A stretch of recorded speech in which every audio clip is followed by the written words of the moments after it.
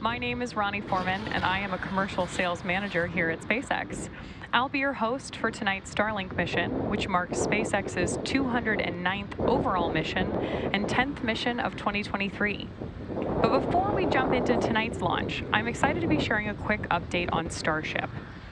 This past Thursday, just a few weeks after a full flight-like wet dress rehearsal of the fully integrated vehicle, the teams in Starbase completed a static fire test of Starship's Super Heavy booster, firing 31 Raptor 2 engines simultaneously for the very first time. This static fire test produced 7.9 million pounds force, or about 3,600 metric tons of thrust, and it was one of the last major milestones before Starship's first orbital test flight. It is a super exciting time to be here at SpaceX, and we're looking forward to Starship's orbital test flight coming up soon. On your screen is Falcon 9 at our Launch Complex 40 in Cape Canaveral, Florida. Currently, weather and range are both green for launch, and we're proceeding with a T0 time of 12:10 a.m. Eastern. On your screen, you can see the clamp arms pulling away from the vehicle and the beginning of transporter erector retraction. We're tracking liftoff just about 3 minutes and 40 seconds from now. And the next major milestone we're coming up on is liquid oxygen load, which we expect to complete at about T-minus 3 minutes. After liftoff and stage separation, we'll be planning to recover this booster again today. We're targeting a landing on our drone ship, A Shortfall of Gravitas, which is currently stationed east of Florida in the Atlantic Ocean. 15 seconds.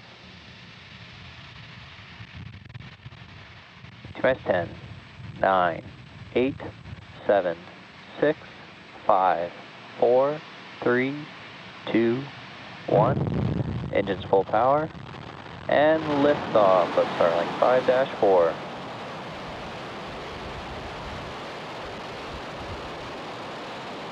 Eagle's pitching downrange.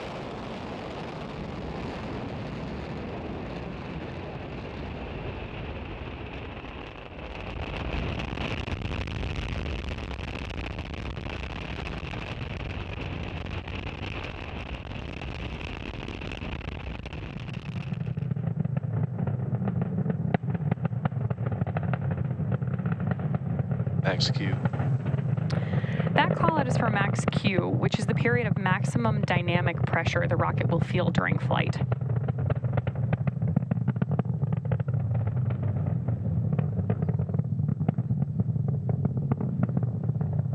Followed by second engine start 1, where we light the Merlin vacuum engine on the second stage for the first time.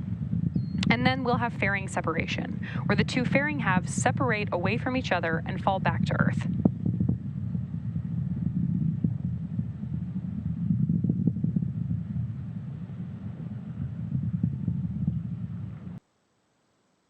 Stage separation confirmed.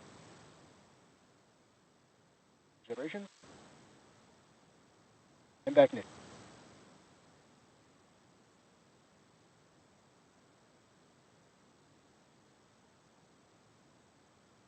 Fairing separation confirmed.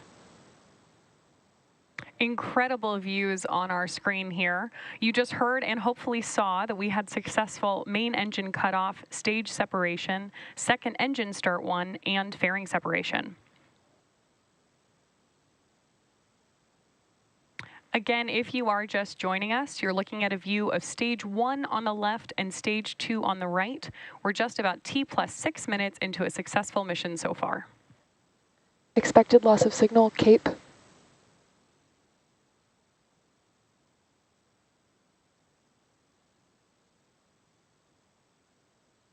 Stage 1 entry burn startup. Stage 1 FTS has safed. Again, on the left-hand side of your screen, you're watching Stage 1's entry burn, the first of 2 that we're going to see on tonight's mission. Stage 1, which is also known as the booster, has now ignited 3 engines to slow it down for atmospheric reentry. Stage 2 FTS has saved. Stage 1 entry burn shutdown. As a reminder, the first stage that we're seeing today has been launched 12 or 11 times previously to today. Today is its 12th mission, and we're coming up on its 12th entry burn. Stage 1 landing burn.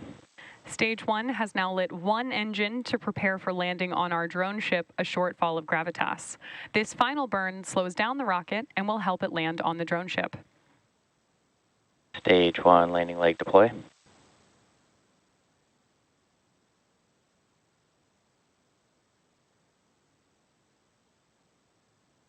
Stage 1 landing confirmed.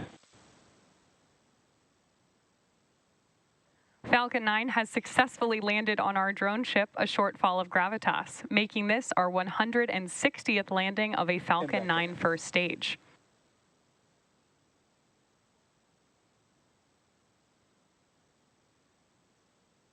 Nominal orbit insertion. And there you've also heard a call out there of nominal orbit insertion for the 55 Starlink satellites that are currently on board Stage 2.